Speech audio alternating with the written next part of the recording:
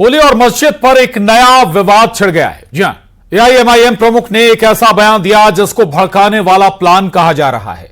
दरअसल ओवैसी ने कहा कि मस्जिदों को ढक दिया गया, नमाज अता करने से रोका जा रहा है, लेकिन डरने की जरूरत नहीं है। बुज़दिल मुसलमान पाकिस्तान चले गए थे, हम यहीं संघर्ष करेंगे। ओवैसी के बयान पर कथावाचक प्रदीप मिश्रा ने निशाना साधा है। पंडित प्रदीप मिश्रा ने कहा कि संघर्ष करने के लिए हम भी तैयार हैं। भारत में जन्मा हर सनातनी शेर का बच्चा है। उधर कांग्रेस ने ओवैसी को बीजेपी की बी टीम बताया है। आखिर नफरती ज्ञान के सहारे कब तक हिंदू मुसलमान करेंगे?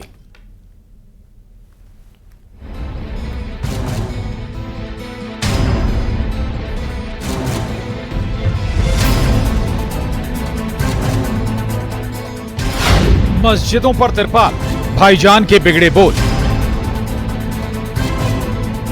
वो डरपोक थे जो पाकिस्तान को भाग गए। ये जियालों की औलाद है, भागने वालों की औलाद नहीं है। भड़काने वाला प्लान, प्रदीप मिश्रा का बड़ा बयान। ये पाकिस्तान नहीं है जो सहन किया जाएगा। अगर आप संघर्ष की बात करते हो तो हम भी आपके साथ कदम से कदम मिलाकर आपसे संघर्ष करने को तैयार बैठे हैं। भारत में जन्म लिया हुआ एक एक सनातनी शेर का बच्चा होता है। नफरती ज्ञान, कब तक भाईजान? उनकी राजनीति अब जनता पहचानने लगी है। केवल और केवल बंटवारा करके राजनीतिक रोटियां सेक के और समाज का सामान्य सौहार्द बिगाड़ने की कोशिश कर रहे हैं। ये असदुद्दीन ओवैसी जो हैं वो भारतीय जनता पार्टी की बी टीम है। तो भाजपा जिस तरह से पर्चियां भेजती, अब तो और व्हाट्सएप भेज दिया होगा। होली हो गई, लेकिन बयानबाजी जारी है।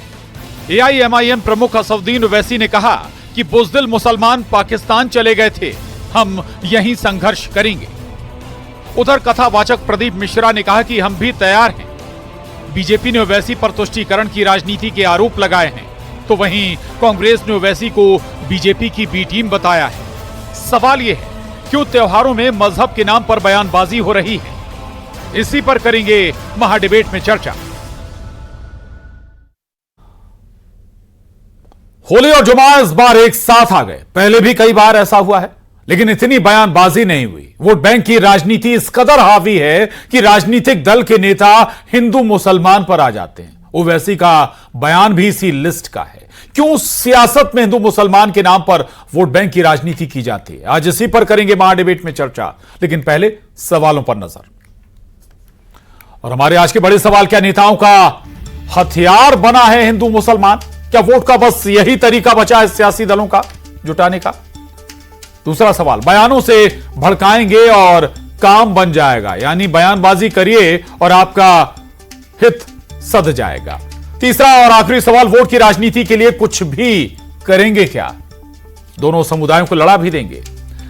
चर्चा महत्वपूर्ण करेंगे हम इन्हीं सवालों के आधार पर आगे बढ़ेंगे। सबसे पहले अपने मेहमानों से आपको मिला देते हैं। फिरोज सिद्दीकी साहब हैं, प्रवक्ता कांग्रेस, सरमन नगेले जी, वरिष्ठ पत्रकार, आप दोनों का स्वागत। प्रेमानंद पुरी महाराज जी हमारे साथ हैं, हिंदू धर्मगुरु में, स्वागत आपका। गुंजन चौकसी जी, प्रवक्ता बीजेपी, आपका बहुत स्वागत।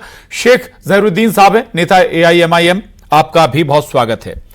महत्वपूर्ण, अगर हम पिछले कुछ दिनों बैक में चले जाएं तो बहुत ज्यादा वक्त नहीं है, 10-15 दिन मान लें, जो बयानों की शुरुआत हुई यूपी से, और फिर अब मध्य प्रदेश में लगातार बयान दिए जा रहे हैं। एआईएमआईएम प्रमुख भी अब उस कहें कि कूद पड़े हैं उस बयानबाजी में, और जवाब मिला है पंडित प्रदीप मिश्रा के जरिए। लेकिन सवाल यह कि आखिर से किसका हित सथ रहा है, कौन अपनी सियासत साध रहा है, कौन किसका टूल बन रहा है, ये बहुत सारे सवाल हैं। चर्चा की शुरुआत जहीरुद्दीन साहब आपसे, ये बता दीजिए, संघर्ष की बात कर रहे हैं आपके नेता, किससे संघर्ष करने जा रहे हैं? ये देश आपका नहीं है क्या? सभी का खून है शामिल यहाँ की मिट्टी में, किसी के बाप का हिंदुस्तान थोड़ी है। बैरिस्टर असदुद्दीन साहब ने जो स्टेटमेंट दिया है वो देशभक्ति और हुब्बुल वतनी में डूबा हुआ स्टेटमेंट है। उन्होंने ये कहा कि ये देश हमारा है, हम यही संघर्ष करेंगे, इसको छोड़कर नहीं जाएंगे। अब संघर्ष जो उन्होंने करने की बात की है, किन लोगों से की है, इस बात को अच्छे से समझ लीजिए। जिनको मंदिर में भगवान नजर नहीं आता, मस्जिद के सामने भगवान याद आता है। जो लोग मस्जिद के ऊपर झंडे लहराते हैं, जो लोग मस्जिद के सामने डीजे बजाते हैं, जो लोग मस्जिद को देखकर तीर का निशान मस्जिद की ओर चलाते हैं। इन लोगों से संघर्ष करने का असदुद्दीन अवैसी ने कहा है। असदुद्दीन अवैसी का ये बयान देशभक्ति में डूबा हुआ बयान है। जहीरुद्दीन साहब, AIMIM की जो सियासत है वो ऐसे ही बयानों पर आधारित भी है, लेकिन सवाल उठता है कि वो किसी के लिए बैटिंग कर रहे हैं। कंफ्यूजन जरूर है किसके लिए। जहीरुद्दीन साहब, ये आपकी सोच है जी, ये आपकी सोच है, आपको मुबारक। हम अपना प्रतिनिधित्व बराबर करते हैं इस देश के अंदर, और तब तक हमारे मुंह से कोई बात नहीं निकलती जब तक के देश में कोई क्रिया प्रतिक्रिया नहीं होती। कभी हमारे तरफ से कोई अटैक वाला या कोई असंवैधानिक स्टेटमेंट या दो समाजों को तोड़ने वाला स्टेटमेंट हमारे तरफ से कभी जारी नहीं होता है। ठीक, चलिए प्रेमानंद पुरी महाराज जी, आखिर अब संत समाज भी संघर्ष करेगा क्या? दूसरा एक और महत्वपूर्ण बात कि भाई क्या संतों को, कथावाचकों को सियासी बयानबाजी में उतरना चाहिए? देखिए जी, ये देश जो है सनातनियों का देश है, और सनातन धर्म में जो सनातन के धर्मगुरु हैं उनको अपनी बात कहने का और अपनी बात रखने का, अपनी धर्म की रक्षा करने का पूरा अधिकार है। जहां तक ओवैसी जी साहब की बात है तो उनकी बात को मैं कभी सीरियस लेता ही नहीं। इसलिए नहीं लेता कि वो कभी भी अपनी एक बात पर टिकते नहीं है। और मैंने तो उनको सलाह दी थी कि उनको अगर इस देश में संघर्ष दिखता है हर जगह, तो वो पाकिस्तान की अगर रहनुमाई करते हैं तो वो हैदराबाद से तो बहुत फ्लाइट है, पकड़े और जाएं। जी, यहाँ इस तरह के संघर्ष की आवश्यकता नहीं है। ये देश राम का है, ये देश कृष्ण का है। और रही बात इस बात की कि होली है, तो होली का त्योहार अपना त्योहार है, उसको मनाने का आ रहा हूं जहीरुद्दीन साहब जी, और उसको मनाने का सबको अधिकार है। ये धर्मनिरपेक्ष देश है। आप ये यहाँ पर कोई मुस्लिम राष्ट्र चलेगा ना हिंदू राष्ट्र चलेगा, आपको बोलना नहीं चाहिए। हर हिंदुस्तानी का देश है। शांत बैठिए, आपको शांत बैठना चाहिए। जब आप बोले थे तब मैं बोला नहीं था। प्रेमानंद महाराज जी, ऐसे बोलने की जरूरत क्यों पड़ी? अगर मस्जिदों को ढका जा रहा है, तिरपाल से ढका जा रहा है, मस्जिदों के बाहर अगर हंगामा हो रहा है, तो फिर ये बयान या फिर अपनी बात नहीं रखने की वो भी। देखिए, मस्जिदों के बाहर कहीं कोई हंगामा नहीं हुआ है। जिस संबल को लेकर इन लोगों ने बहुत ज्यादा बवाल मचाया था, उस संबल में भी कितनी सुंदर ईद माने नमाज और होली खेली गई है। तो ये सब बातें सिर्फ भड़काने वाली बातें करके ओवैसी साहब इस देश में गंदगी फैलाना चाहते हैं। ठीक है जहीरुद्दीन साहब, केवल भड़काया जा रहा है ऐसे बयानों से। मुझे ये बताइए कि अभी रत्नागिरी के अंदर मस्जिद का गेट तोड़कर जो हरकत की गई है, अरे ये आप ही ये भड़काने वाली बात है? लोग बीच में घुस जाते हैं, अपनी बात नहीं कहे हम लोग इस तरह की हरकतें करते हैं। इसका विरोध करने संवैधानिक हमारा अधिकार नहीं है। देखिए हमारा संवैधानिक अधिकार है कि नहीं? जब हमारे धार्मिक स्थल पर हमला होगा तो पहले तो आप चुप हो जाइए और शांति से सुनिए। मैंने आप बोल रहे थे तो मैंने आप परंतु मुझसे पूछा जा रहा है जवाब आप जहीरुद्दीन साहब से। जहीरुद्दीन साहब पहले शांत होकर पहले आप आपको सुनना सीखना चाहिए। आप सुनिए, आपको सुनना। अरे परंतु मुझसे पूछा गया मेरे भाई, आप भी सुन लीजिए ना। आप प्रेमानंद महाराज जी, प्रेमानंद पुरी जी सुन लीजिए, जहीरुद्दीन साहब को भी सुन लीजिए। बोलिए। विगत दिनों महाराष्ट्र के रत्नागिरी में मस्जिद का गेट तोड़कर वहां पर जय श्री राम के नारे लगाए जा रहे हैं, गेट तोड़कर अंदर घुसा जा रहा है और नमाजियों के साथ मारपीट की जा रही है। इसका विरोध करना, इस पर अपनी बात कहना हमारा संवैधानिक अधिकार है कि नहीं? जब हम अपनी बात कर रहे हैं, अब हम अपना विरोध दर्ज करा रहे हैं और असामाजिक तत्वों के खिलाफ जब हम बात कर रहे हैं तो हम भड़काऊ हो गए। ठीक है, चलिए ठीक है। और मेहमान है हमारे पास में, आप लोगों के पास भी आऊंगा। बहुत महत्वपूर्ण है भाई, तमाम तरह के इस बार बयान आए कि 52 जुमा, एक होली, और अगर रंग से दिक्कत है तो भाई घर से बाहर ना निकले। मैं फिर बहुत सारी बातें इन पर चर्चा पर जरूर आऊंगा, लेकिन गुंजन चौकसे जी, कांग्रेस कहती है ओवैसी बीजेपी की बी टीम है। आरोप यह भी लगता है कि संत बीजेपी के एजेंडे को सेट करते हैं। तो कहीं ऐसा तो नहीं कि दोनों पहलवान में दोनों अखाड़े हमारे हैं, जनता वैसे ही परेशान है? शान जी, ये राजनीतिक मुद्दे से ज्यादा ये जनता की भावना का मुद्दा है जो आज सामने आ रहा है। ओवैसी जी के मैं 3 बयान आपको जरूर याद दिलाना चाहूंगी। पहले, ये वही ओवैसी हैं, ये जो धर्म के नाम पर इनका भय नजर आता है, एक बार नहीं अनेकों बार। जब सीए कानून आया था तो इनका कहना था, नारा शुरू हो गया था कि सीए लागू किया तो मुसलमानों की नागरिकता छिन जाएगी। वक्फ के कानून की बात आई तो इनका नारा आ गया कि वक्फ का कानून लागू हो गया तो मुसलमानों की जमीन छिन जाएगी, मस्जिद छिन जाएगी। तो आज ये होली का एक तीसरा बहाना, तो इनको सिर्फ बहाना चाहिए, कभी सीए, कभी वक्फ और कभी होली। ये बहाना है, इनका एक ही मुद्दा है, हमारे देश में दंगों को फैलाना है।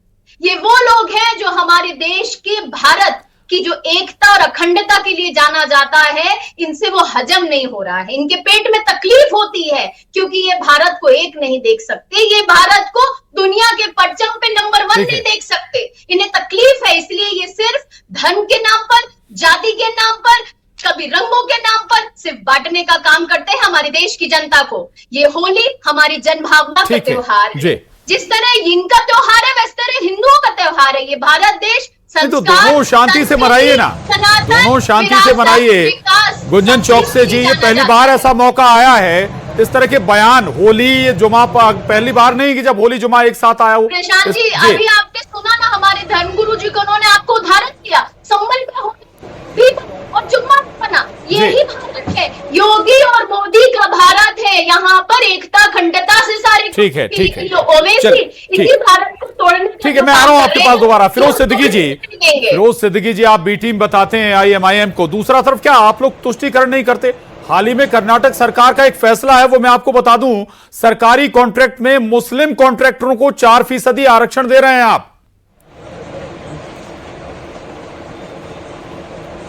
देखिए जी, वो एक अलग मुद्दा है, उस पर तो आज डिबेट है नहीं। नहीं मुद्दा नहीं, केवल संदर्भ दे रहा हूं मैं आपको, संदर्भ दे रहा हूं केवल, मुद्दा वो नहीं। तो वही मैं कह रहा हूं कि माइनॉरिटी के भी अपने अधिकार हैं इस मुल्क में। और अगर भारतीय जनता पार्टी को इतनी तकलीफ है तो चंद्रबाबू नायडू ने भी दे रखा है वहां आरक्षण, अपने आंध्र प्रदेश में भारतीय जनता पार्टी उनका साथ छोड़ दे। और आरक्षण तो क्या, मुस्लिम समाज को आरक्षण तो पिछड़ा वर्ग के नाम पे मिलता ही है। खैर वो एक अलग मुद्दा है। असल बात यह है कि आज हमारे भारत की जो सनातन संस्कृति है उसकी जीत हो गई पूरे विश्व में। लोगों को हमने ये बता दिया कि हम भारत के लोग सनातनी लोग हैं, हम लोग हिंदू, मुस्लिम, सिख, ईसाई, हमारी गंगा जमनी तहजीब है। लोगों ने होली भी मनाई और है ना, मुसलमानों ने नमाज भी अदा की, और कहीं पूरे देश में कोई नहीं, सब अमन शांति से, कहीं जगह, बहुत सारी जगहों पे मुसलमानों ने के ऊपर लोगों ने फूल बरसाए तो मुसलमानों ने भी गुलाल लगा के हिंदू भाइयों का स्वागत किया और बहुत अच्छे से मनाया गया। यह सोशल मीडिया बता रहा है। लेकिन कुछ लोग हैं कि असल बात यह है कि भारतीय जनता पार्टी और एमआईएम, इन दोनों की नानी एक ही है एक ही बिरादरी के लोग हैं ये। अगर असदुद्दीन साहब ने कोई सवाल किया या कोई बयान दिया तो प्रदीप मिश्रा क्यों आए? प्रेमानंद पुरी जी जैसे लोगों को बोलना चाहिए था, लेकिन उनको नहीं बोलने देंगे। वो कौन बोलेगा? प्रदीप मिश्रा जी जैसे लोग बोलेंगे। ये चाहते हैं कि देश में ये होता रहे, जिनकी जो राजनीति है उसका दोनों की राजनीति का एंड हो गया ना कल। कल लोगों ने बता दिया कि हम हिंदू मुस्लिम पढ़ते नहीं है। प्रशांत जी, ये जिन तरीकों की बातें कर रहे हैं, ये इसको बोलना है। आप होली जैसे त्योहार पर अगर टिप्पणी हो रही है तो क्यों मिश्रा जी की तकलीफ क्या है? मिश्रा जी से पहले तो फिरोज जी एक समर्थन दिखा रहे हैं, आप स्वयं तो बोलते हैं कि हम एकता से सारे त्योहार बन गए, जुम्मा की नमाज भी पढ़ दी गई, होली भी बन गई, तो आपको फिर तकलीफ कहाँ हो गई? इसका मतलब आप भी ओबीसी के उस बयान के खिलाफ भी खड़े हैं। तकलीफ नहीं हो गई, तकलीफ नहीं हो गई। जिन लोगों को तकलीफ थी वो आज निकल के आ रही है। जिन लोगों को तकलीफ थी वो आज निकल के आ रही है। फल है उनका जो वो मुसलमानों को और गुंजन जी, चाहे आवास हर इस देश का हर एक हिंदुस्तानी शेर का बच्चा है। जब इस मुल्क के ऊपर कोई आंख उठा के देखेगा, हर हिंदुस्तानी एक साथ लड़ेगा, जैसे हम लोगों ने आजादी की लड़ाई लड़ी थी। लेकिन धर्म की जब बात आती है तो कोई भी हिंदू सनातन धर्म पे अगर टिप्पणी करेगा तो भारतीय जनता पार्टी का एक एक कार्यकर्ता उसको नहीं सहन करेगा। हिंदू धर्म हमारी आस्था का विषय है, ये राजनीति का विषय नहीं है। उसे राजनीतिक चूल्हा समझ पे उसकी अपनी रोटियां सेकना बंद करिए। मैं ये कह रहा हूं कि जो सियासी लोग हैं वो सियासी लोग नहीं बोल रहे हैं, तथाकथित धर्मगुरु बोल रहे हैं उस बात पे। मैं यही कह रहा हूं कि ऐसे लोगों को बर्दाश्त नहीं हो रहा है कि ये इतने अच्छे से ईद के नमाज कैसे हो गई, इतने अच्छे से होली कैसे मन गई, हमारी इतनी गंगा जमुनी तहजीब, पूरा विश्व भारत की तरफ देख रहा था कि भारत में क्या होने वाला है, लेकिन लोगों ने भारत के लोगों ने ज़रूरुद्दीन साहब कि हम लोग हिंदू मुस्लिम ज़रूरुद्दीन साहब एआईएमआईएम प्रमुख के बयान पर घोर आपत्ति है चौकसे जी को, गुंजन जी को। मेरा सवाल है कितना और तुष्टीकरण। अरे भाई वो आपत्ति ले, उनका अपना अधिकार है, लेकिन असदुद्दीन अवैसी साहब ने जो बयान दिया है वो बिल्कुल देशभक्ति में डूबा हुआ बयान है। उन्होंने अलग अलग बयान दे दिए कि जब मौका आता है ओवैसी साहब जरूर बोलते हैं। बिल्कुल बोलेंगे जी। जब इस देश के अंदर असंवैधानिक काम होगा, विशेष करके अल्पसंख्यक और पिछड़ी जातियों दलितों के साथ अन्याय की बात होगी, असदुद्दीन अवैसी साहब और उनकी पार्टी एमआईएम पूरी पुरजोर तौर से शोषण करने वालों के विरोध में खड़ी रहती है और खड़े रहेंगे, बोलते रहेंगे। चलिए ठीक है, हमारे साथ एक और मेहमान हैं सरमन नगेले जी। सरमन जी थोड़ा सा हम अगर जाएं, थोड़ा पीछे जाएं तो नवदुर्गों में पानी भी पिलाते हैं मुस्लिम भाई हिंदू भाइयों को, ऐसे बहुत सारे कांवड़ियों को भी पानी पिलाने जैसी तस्वीरें हमेशा आती रही हैं। लेकिन हाल फिलहाल एक नया पैटर्न आया है जुलूस निकालने का। होली पर तो ये पैटर्न कभी नहीं था कि आप जुलूस निकाल के त्योहार मनाइए। किसी अलग ट्रैक पर चल दिए हैं क्या हम, सरमन जी? देखिए प्रशांत जी, भारत में जिस तरह से जो गंगा जमुना की जो तहजीब है और सर्वधर्म स्वभाव का देश है, और ये देश, मेरा एक पत्रकार के नाते ये नजरिया है कि ये देश संविधान का देश है। संविधान के तहत भारत के लोग अपना कानून को मानते हैं और उसके तहत चलते हैं। संविधान में सभी को अपने अपने धर्म को स्वीकार करने की, मानने की स्वतंत्रता दी हुई है। लेकिन कुछ लोग ऐसे हैं समाज में, देश में, जो उनको तथाकथित हिंदूवादी कहें या तथाकथित मुस्लिमवादी कहें, वो इस तरह की टिप्पणी करके अपने राजनीतिक जो उनके अपने एजेंडे होते हैं, हिडन एजेंडे, उनको वो साधने का प्रयास करते, चाहे ओवैसी जी हो, चाहे अपने प्रदीप मिश्रा जी हो। कभी प्रदीप मिश्रा जी जवाब देते हैं, जो कथावाचक कहता हूं मैं उनको, कभी वो बागेश्वर कथावाचक जवाब देते हैं इसी तरह की। लेकिन जो चार अपने पुरी के जो पीठाधीश्वर हैं, जो चार धाम है, जो चार पीठें भारत की मान्य परंपराओं के अनुसार जो हिंदुओं की चार पीठ हैं, उनका तो किसी पीठाधीश्वर ने इस तरह का बयान नहीं दिया, ना वो इस तरह की बात करते हैं। अभी होली मुबारक और शुभकामनाएं भी आ गई। अपना ये भी कहा गया कि आप जब तक आपकी संख्या ज्यादा है तब तक ही आप त्योहार आराम से मना पा रहे हैं, देवकीनंदन ठाकुर कह रहे थे। सरमन जी नहीं, देखिए अब वो ये तो ठीक है, कहना सबको अपना अधिकार है, लेकिन मेरा ये बिल्कुल स्पष्ट मानना है कि किसकी संख्या है या नहीं है, ये कोई विषय नहीं बचता। भारत के लोग, वो किसी भी धर्म के हो, हिंदू हो, मुस्लिम हो, सिख हो, ईसाई हो, पारसी हो, सभी धर्मों के लोगों का भारत की तरक्की में, भारत के योगदान में और माननीय नरेंद्र मोदी जी को प्रधानमंत्री बनाने में और भारत की मेधा को अंतर्राष्ट्रीय स्तर पर ले जाने में सभी धर्मों के, सभी समाज के लोगों का योगदान है। ऐसा नहीं कि आपको एक ही समाज के लोग मिलेंगे। यदि आपको, आप देखेंगे बड़े टेक्नोक्रेट, आपको दूसरे धर्मों के लोग भी मिलेंगे, हिंदू भी मिलेंगे, आपको केंद्र की सरकार में बाकी धर्मों के लोग मिलेंगे, सभी। तो ये भारत, लेकिन बात जब वोट किया जाती है तो या फिर कोई इलेक्शन हो, उससे पहले पोलराइजेशन जरूर शुरू हो जाता है। प्रेमानंद पुरी महाराज जी, वाकई आप किसी एजेंडे का या साधु संत एजेंडे का हिस्सा हो गए हैं क्या? आरोप तो यही लगाया जाता है, चाहे कांग्रेस हो या दूसरे सियासी दल। ये भी हमेशा एक ही बात कही, जो निष्पक्षता थी मैंने हमेशा वही कही। अब कुंभ को ही देख लीजिए, माने मुस्लिम समाज कुंभ की भूमि को अपनी भूमि बताने लग गया था। तो ऐसे अब जब कांवड़ यात्रा निकलती है हरिद्वार से, तो लव जिहाद और ये थूक, इसलिए हमको माननीय योगी जी को बोर्ड की परंपरा लगानी पड़ी कि हर दुकान पर अपना बोर्ड लगाएं, ये करें।